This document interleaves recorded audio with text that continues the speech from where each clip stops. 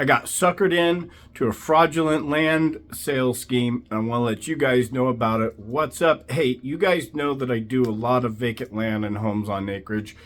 Received an email about a seller wanting to sell a piece of property. Now, I never just take an email. I've got to get someone on the phone. That's exactly what I did. Had a seller's consultation with this guy. And one of my first red flags was he wanted to move real quick. And so wanted to sell the property for an investment, lived out of state. So I got everything ball rolling, paperwork signed. He was very diligent about signing that stuff. Obviously it was a fraud, so of course he was diligent, right?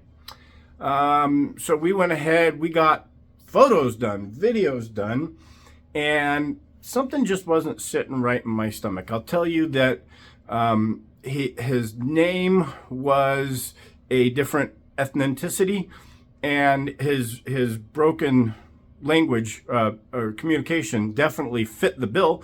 So I chalked some of it up to that, but eventually I said, I've got to do some additional due diligence.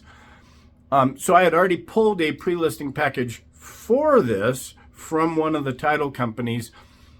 I went back, found the old deed of trust, found the original title company that did the deed of trust for that current owner, called them up, gave them the contact information for the guy that I had. They said, no, that's not the owner. We'll call him.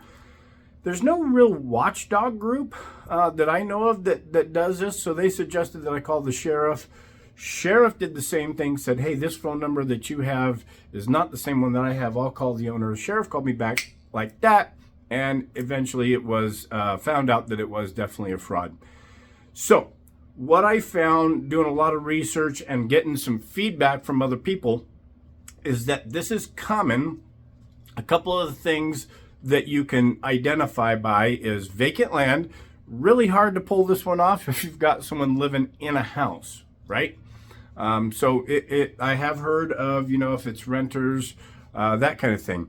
But vacant land and out-of-state owners, because an in-state owner might pop by for the weekend and you've got your signs up there selling that property. I don't know how this eventually plays out. Maybe they can get through all the notary publics and stuff, man. But for all you agents out there, be aware of this. It's rampant. I've talked to several agents just in our local market area in the last week that have had this happening. Currently, that same property, someone else attempted to do that back in January, which is why when I called the second title company, they had notes in it. So be aware. Hey, I'm going to hope to keep you guys up on this. Smash the like button down below. Subscribe to my YouTube channel. We're attempting to keep as much information out there. In the meantime, got to get back to the game. BK knows the way.